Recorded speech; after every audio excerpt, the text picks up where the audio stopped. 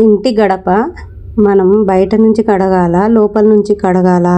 కొందరేమో బయట నుంచి కడగాలి అని అంటారు, కొందరేమో లోపల నుంచి కడగాలి అని అంటారు. ఇంటి గడప మనకు లక్ష్మీదేవితోటి సమానం. అందుకే రోజు మనము గడపకి పసుపు రుద్ది, ముగ్గు పెట్టి, కుంకుమ బొట్టు పెట్టి, పూలు పెట్టి అలంకరిస్తాము.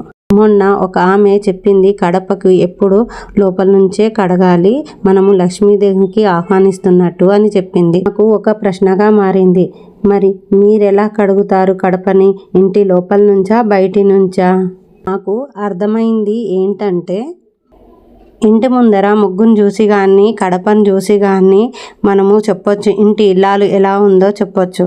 మనము గృహప్రవేశం చేసినప్పుడు దేవుడి పటాలతో పాటు, ఆవుతో పాటు మనము ఇంటి లోపలికి ప్రవేశిస్తాము.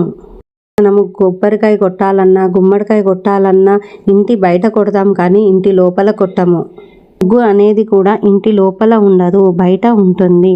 అంటే మనము ఇంటి లోపలికి లక్ష్మీదేవిని ఆహ్వానిస్తున్నాం కాబట్టి మనం ఇంటి బయట నుంచే కడప కడగాలి.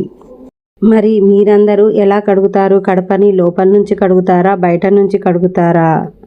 కామెంట్ రూపంలో పెట్టండి. కడప గురించి నా అభిప్రాయం మీకు ఎలా అనిపించింది చెప్పండి.